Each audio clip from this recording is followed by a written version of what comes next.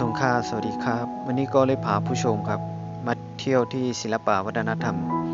ของประเทศเนปาลครับเนปาลก็เป็นประเทศที่พระพุทธเจ้าประเสริฐครับเมื่อในก็เลยอ่อนผู้ติดตามเขาคะมาเลดด้วยดีอันเป็นพิงทุ่งของเมืองนีโปนี่ครับนีโปก็เป็นเมืองดีอันพระเป็นเจ้าคาเกิดในคณะ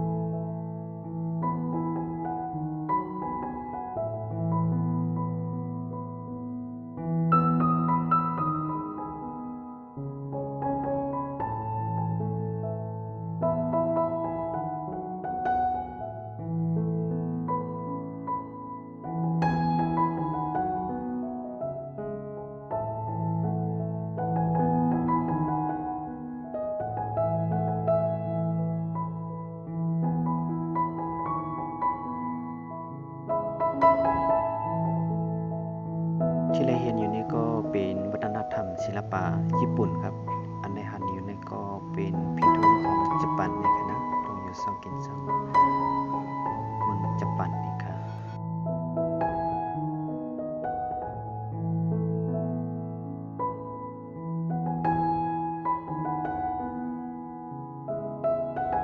อันนี้เป็นรอย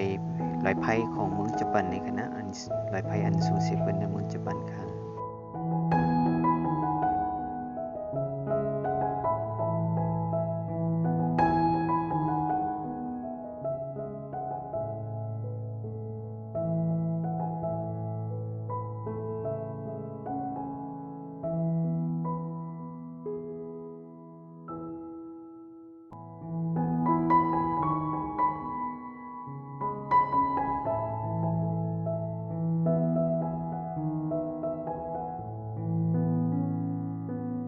นี่ก็เป็นวัฒนธรรมศิลปะเวียดนามครับอันนี้ก็เป็นเพียงทุ่งเวียดนามค่ะเมืองเวียดนามก็ดีอันเป็นเมืองที่เสียงใหญ่เมืองหนึ่งค่ะนะดีอันมีผู้นำกัดเขียนเสไลออนคนเมืองเวียดนามไลดึกเอาลงรถแล้วสคไลป่นปันขี้ขาดีเตอเมืองมหาอำนาจอันเป็น